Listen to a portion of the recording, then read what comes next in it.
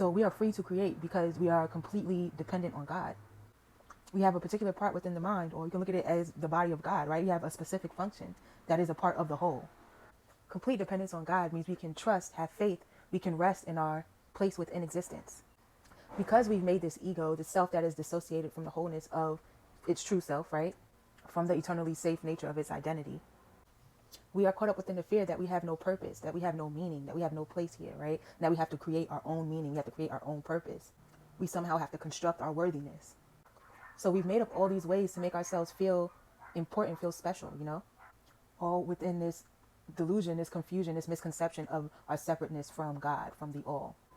But as we continue to live within that separateness, there will be no release from fear, because fear is rooted within that separation.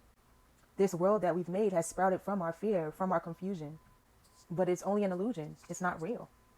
So that means to live within our truth is to let go of the illusions of the ego. And that doesn't mean to fight the world that we have made, right? It doesn't mean to fight illusions. It means to let it go within the beliefs within ourselves.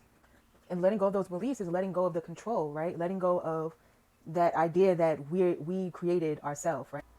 That means choosing to live completely within faith, right? Completely within the intuition. We're completely tuned into the self that we made. And it's upheld by that fear that if we, let go, if we start over, if we take a different route that we probably desire more, that we do desire more, then our life will fall apart, right? Our allegiance to the ego is upheld by our fear. But to take a leap of faith is to jump into that unknown, right? To jump into the things that cannot be seen and trust that you'll be guided, you'll be led, and everything will work out okay, right? That is what faith in God is. That's what living within the true self is, right? It's trusting in that unknown. Because what we know, what we see is what we've made, is the illusion, is the delusion, right? That we're living in, that separation. But faith, that journey back to self happens when you trust the niggle, right? When there's that little voice, that intuitive message that you feel in your gut, that you hear in the back of your mind, right? And it's not loud, right? Your ego is loud. What you're tuned into is loud, but it's this knowing, right? That something needs to change, that you desire a different life, right? You might not be able to see it at the moment, but that's who you truly are. That is your purpose, that different life that you desire, right? The desire is there because it was given to you by the divine. That is your function. So trusting our dependence on God is living within the intuition, within the guidance of the intuition, right? Because that is where the Holy Spirit, your spirit guides, your ancestors, your angels, that Spirit of God is guiding you towards what you're meant to be doing. And as we live within that guidance, we're learning to let go of the fear, right?